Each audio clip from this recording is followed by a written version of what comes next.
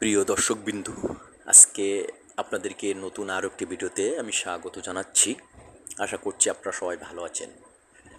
আমরা দুইজন আজকে যাচ্ছি একটি ইটের ভাটা পরিদর্শন করতে, আমি আর আমার এক কলিগ, সহকর্মী বন্ধু দীপঙ্কর মাঝি। আমাদের দুজনের ভিতরে আন্ডারস্ট্যান্ডিং অনেক ভালো। আমরা প্রায় সময় একসাথে ঘোরাফেরা করি। দীপঙ্কর মাঝির বাড়ি বরিশালের পাতারহাট বা মেহেন্দিগঞ্জ উপজেলায়, আর আমার বাড়ি খুলনা জেলায় পাইকগাছা উপজেলায়।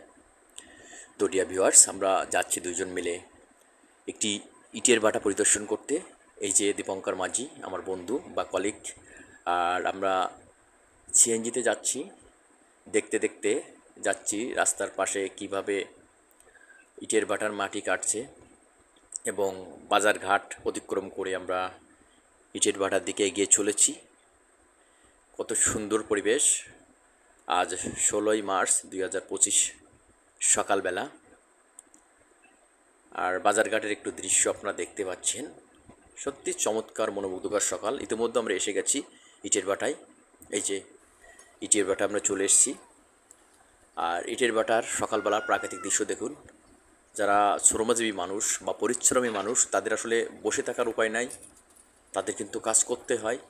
এই রোজার মাস, রমজান মাস, তারা কিন্তু ভোরবেলা থেকে কাজ করছে। আর আপনারা দেখতে পাচ্ছেন ইটের ভাটার দৃশ্য।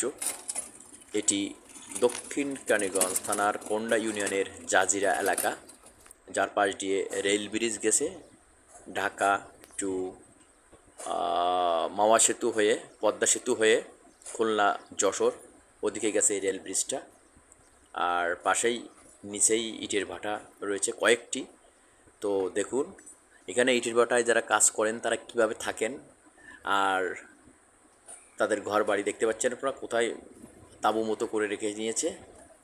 আর ইট, কত ইট তৈরি করেছে দেখেছেন। এই ইট তারা কত পরিশ্রম করে তৈরি করেছে।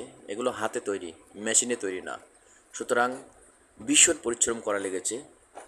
আর আমার বন্ধু হেঁটে হেঁটে বেড়াচ্ছে, ওই যে দেখা যাচ্ছে দীপঙ্কর মাঝিকে। আর এপাশে ভাটা ইট পোড়ানোর পরে রাখা হয়েছে, সাজিয়ে রাখা হয়েছে থাকে থাকে।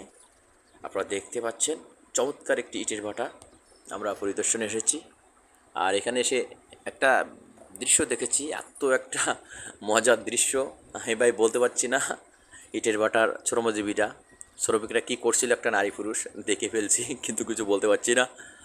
তো যাই হোক ডিয়ার ভিউয়ার্স, আপনাদের এই ছোট্ট ভিডিওটি কেমন লাগলো জানি না। আপনারা ভালো থাকবেন, সুস্থ থাকবেন, আর নিরাপদে থাকবেন। Thank you.